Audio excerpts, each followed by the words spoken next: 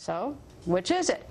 Are the Chinese flipped out about our exploding debt or not? Illinois Congressman Mark Kirk joins us live in Washington. Nice to see you, Congressman. Thank you for having me. Okay, you're told one thing about our economy, and apparently the Treasury Secretary is told another. There was an honesty moment when Secretary Geithner was in Peking University giving a speech. He said, "Your investments in $1 trillion worth of U.S. debt are secure," and the audience laughed at him.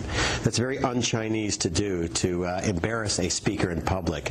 But I think it reflected a growing concern in Beijing. And I guess we should point out the reason why they're concerned, the Chinese, why they care so much, is because they hold a significant portion of our debt. Right.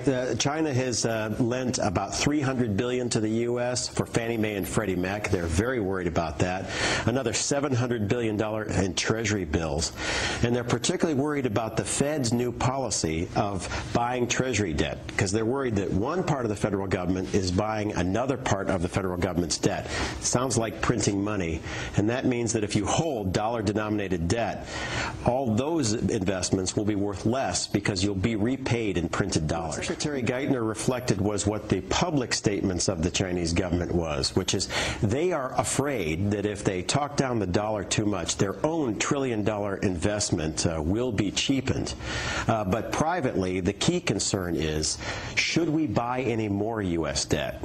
And over time, what's happening is China is beginning to cancel Congress's credit card, doesn't want to lend much more money to the United States, and especially is worried about the Fed's policy of printing money to buy new debt. So it isn't that the Secretary is deceitful or sugarcoating, it's that he's naive and was hoodwinked and wasn't there when they were talking candidly to you? Is that the story? It's a common thing in Asia that you hear one thing in public and then you may hear some more direct concerns in private. And you have to listen to that because, unfortunately, China has become America's largest creditor.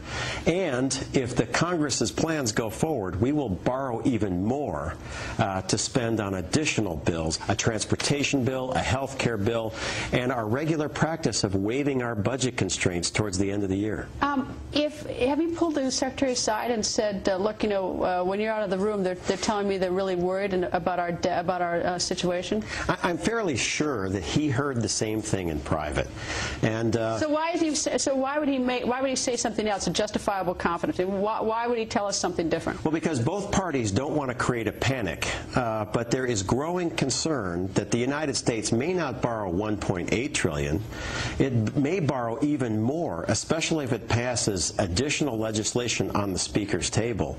And that begins to look unsustainable. Also, well, why would they lend at that point? I mean, if our credit is so lousy, if this is getting so grim, why in the world would the Chinese want to pick up any more of our debt? I wouldn't. I mean, if I were going to lend someone money, I'd want to say, you know, show me your cards. What do you got? Well, they already are beginning to hedge. I think they expect quite a bit of inflation in the United States next year. So they've made a major investment. They've funded a second strategic petroleum reserve.